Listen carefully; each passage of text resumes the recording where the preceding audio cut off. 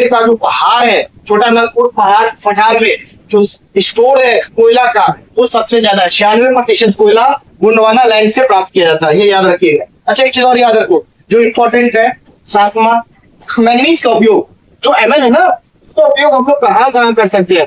तो नंबर 1 पहला कहाँ कर सकते हैं, इस्पात बनाने। क्या बनाते हैं, इस्पात। और 1 टन इस्पात जो बनता है, 1 टन इस्पात, एक वो 10 केजी मैंगनीज से हम लोग बना लेते हैं। बहुत आसान है, ये डेटा को याद रखना है। दूसरी चीज याद रखनी है, आप जो है चमड़ा उद्योग में मैंगनीज का उपयोग करते हैं। तीसरा और कहाँ का, माचिस उद्योग में करते हैं, ठीक है, ये आपको याद रखना है, माचिस उद्योग में करते हैं हम लोग। और कहाँ का हम लोग करते हैं, तो 4 नंबर में हम लोग करते हैं बैटरी निर्माण में। बैटरी को जो बनाया जाता है ये मैंगनीज से बनाया जाता है ना, बैटरी निर्माण में हम लोग करते हैं। और एक चीज और याद रखना, एल्यूमिनियम, जो एल्युमिनियम है जिसको हम लोग हेल बोलते हैं, एल्युमिनियम का उपयोग कहाँ का होता है, तो नंबर 1 वायुयान में, ये याद रखना, वायुयान में। और नंबर 2 याद रखना, बर्तन बनाने में। और क्या बोलेंगे, बर्तन बनाने में हो जाएगा। और तीसरा याद रखना आपको, साज सज्जा में, सजावट में, घर में साज सज्जा होता है, शादी विवाह होता है, उसमें एल्युमिनियम का बना हुआ विभिन्न प्रकार का सजावट का सामान आता है, मार्केट में मौजूद है, उसका प्रयोग हम लोग करते हैं, ठीक है। कुछ चीज और याद रखो, अभड़क। अभड़क, अभड़क के मामले में हिंदुस्तान एक धनी स्टेट है, और अभड़क के मामले में हिंदुस्तान का स्थान अग्रणी आता है, क्योंकि अभड़क जो है ना, वो अभड़क का एकमात्र यूज है विद्युत उपकरण बनाने में। हिंदुस्तान में जितना भी विद्युत उपकरण बन रहा है, विद्युत से रिलेटेड सामान बन रहा है, वो सारा चीज किससे बन रहा है, अभड़क से। ऑलमोस्ट किससे बन रहा है, अभड़क से। और एक बहुत इंपॉर्टेंट चीज तुम्हें याद रखना, चूना पत्थर के बारे में। चूना पत्थर के बारे में अगर उपयोग पढ़ोगे तो ये याद रखो, चूना पत्थर, चूना पत्थर का उपयोग सीमेंट उद्योग में हो जाएगा, ये याद रखना। उर्वरक उद्योग में हो जाएगा, कागज उद्योग में हम लोग चूना पत्थर का उपयोग कर सकते हैं। तो ये सारा उपयोग चूना पत्थर की वजह से चल रहा है। और 11 नंबर जो इंपॉर्टेंट है वो है खनिज संरक्षण। खनिज संरक्षण का मतलब ये हुआ कि खनिज का संरक्षण तभी होगा जब खनिज पदार्थों को हम लोग क्या करेंगे, विवेकपूर्ण उपयोग करेंगे।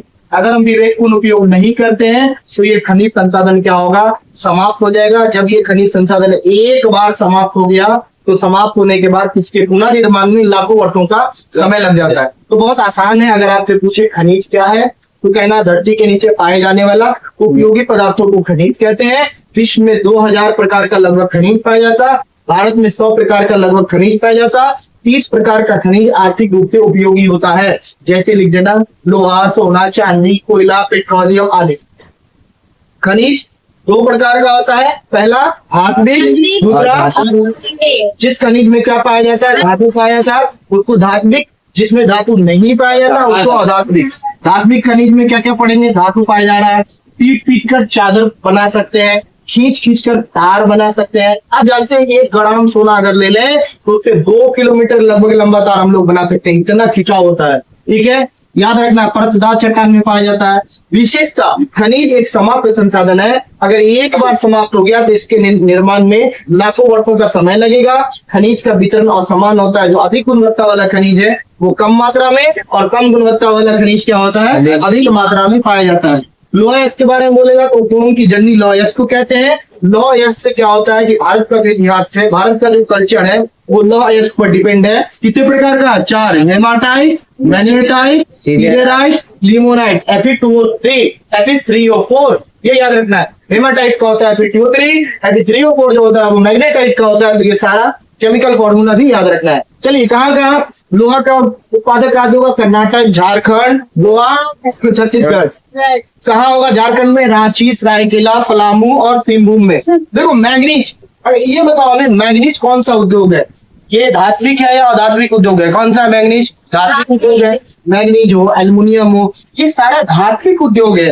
अभ्रक, चूना पत्थर, ये सब आध्यात्मिक उद्योग है। धात्विक उद्योग में मैंगनीज का उपयोग इस्पात बनाने में, चमड़ा उद्योग में, माचिस उद्योग में, बैटरी निर्माण में, और एल्युमिनियम का उपयोग वायुयान निर्माण में, बर्तन बनाने में। एल्युमिनियम का एस क्या है बताओ, बॉक्साइट। क्या नाम है का, बॉक्साइट। वेरी गुड, ये याद रखना, बॉक्साइट। क्रायोलाइट, ये एल्युमिनियम का एस है जी।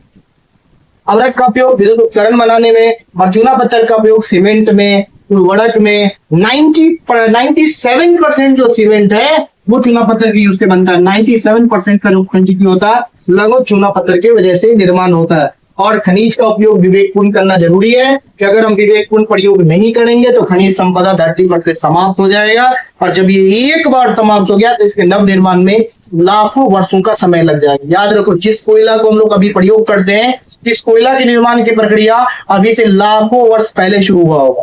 तो इसीलिए खनिज संपदा बहुत इंपॉर्टेंट चैप्टर है, इसको हम लोग इग्नोर नहीं कर सकते हैं। ये बहुत शॉर्ट है, कृषि और वन्य प्राणी के मामले में ये बहुत शॉर्ट है। ये जो 3 चैप्टर है इसको ज्योग्राफी की रीढ़ की हड्डी कहते हैं।